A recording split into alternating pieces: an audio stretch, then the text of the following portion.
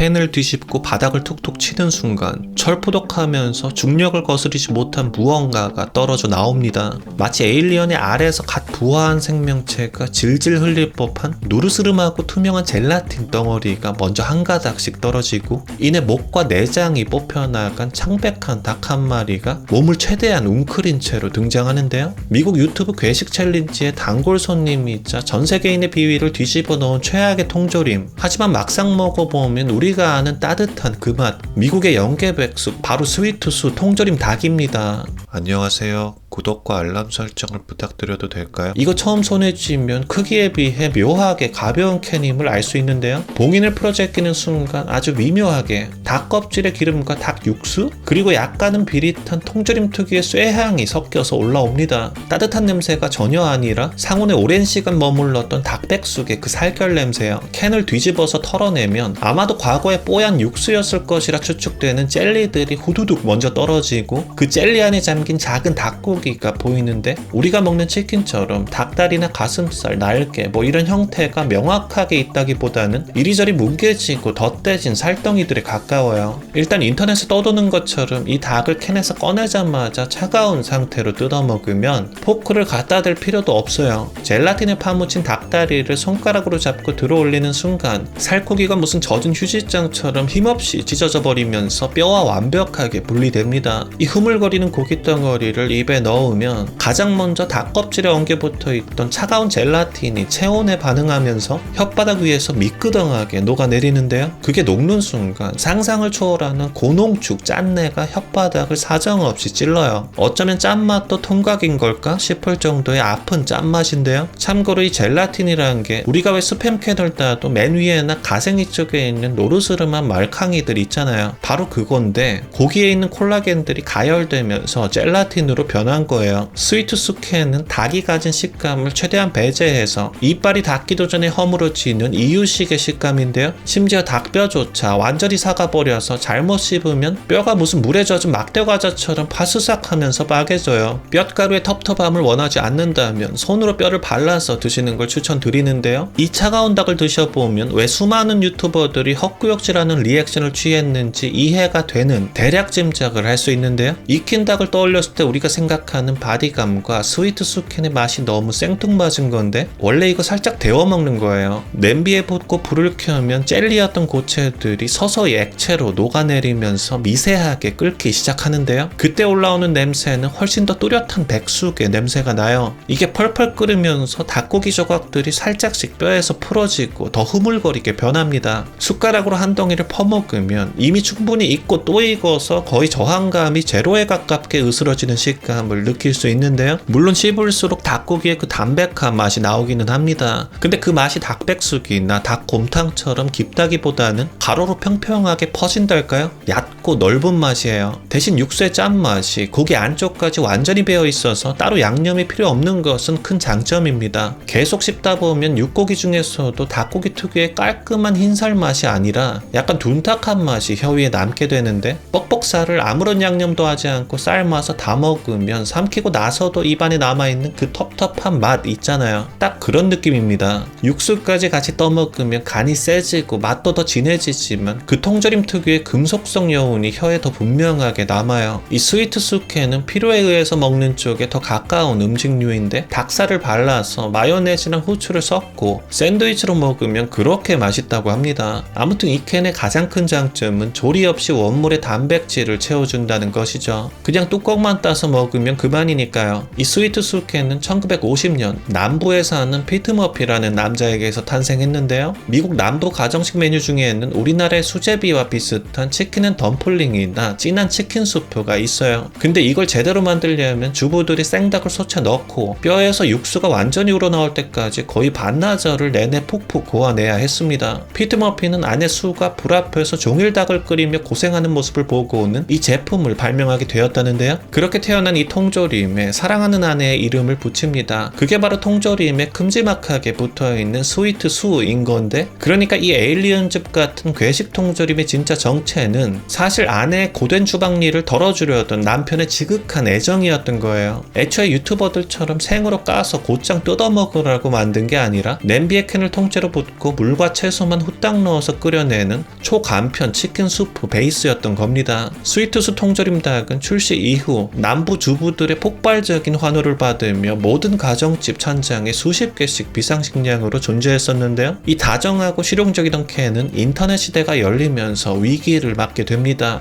과거에는 조용히 가정집에서 끓여지던 이 닭이 카메라를 통해 클로즈업 되면서 시각적 공포가 일어난 건데요. 2014년 영국의 한 유명 유튜버가 통조림 닭이라는 리뷰 영상을 올리면서부터였어요. 누르스름한 젤라틴 덩어리가 꿀럭거리면서 나오고 목 잘린 닭의 적나라한 모습은 네티즌들을 단숨에 경악하게 만들었습니다. 그때부터 캔에 든 통닭 자체가 괴식의 대명사가 돼버렸어요. 그리고 미국 전역에 방송되는 요리 경연 프로그램인 찹드에 통조림 닭이 등장했었는데, 셰프들조차 캔에서 철푸덕 쏟아지는 이 닭덩어리를 보고는 역겹다고 했고, 이 카테고리의 원조이자 대명사였던 스위트수 역시 그 타격을 고스란히 맞게 됩니다. 원래는 한 번 더 조리해서 먹는 식재료인 건데 조회수 뽑겠다고 캔에서 꺼내자마자 후덜거리는 젤리 입에 넣고 웩웩거리고 차가운 닭을 맨손으로 뜯어먹으면서 다시는 먹고 싶지 않은 맛이라고 했던 거예요. 이런 조롱 속에서도 스위트수는 그저 제 갈 길을 가는데요. 남부의 주부들 그리고 미국 전역에 있는 프레퍼, 즉 재난이나 종말을 대비하는 생존주의자들 덕분입니다. 한 설문조사에서 미국 성인의 29%, 약 7천만 명이 자신은 재난 대비 행동을 한다 라고 답하며 스스로를 프레퍼라고 인식한다는데요. 스위트수에서 뼈가 바스라지는 식감은 재난 상황에서 버릴 것 하나 없이 뼈째 씹어서 칼슘을 보충할 수 있는 완벽한 생존 식량이 되고요. 캔에 넘실거리는 그 미끄덩한 젤라틴은 극한 상황에서 생존을 보장하는 초고농축 지방과 나트륨 그리고 단백질 덩어리가 되겠습니다. 고온 고압 살균 덕에 유통기한이 무려 3년, 최대는 5년에 달하니 전기가 끊기고 불을 피울 수 없는 최악의 상황에서도 즉각적으로 섭취가 가능한 제품이고요. 결국 까보면 좀 흉물스럽긴 하지만 지독하게 실용적인 이 통조림은 생존식품이라는 확고한 수요를 바탕으로 여전히 잘 팔리고 있는데요. 해외 마트 구석에서 이 통조림을 발견하신다면 유튜브에서 봤던 끔찍한 비주얼에 겁먹지 마시고 냄비에 쏟아부어 펄펄 끓여보시길 바랍니다. 깡통 속 에일리언이 당신의 위장을 뜨끈하게 데워줄 진하고 깊은 닭죽으로 부활할 테니까요. 안녕히 계세요.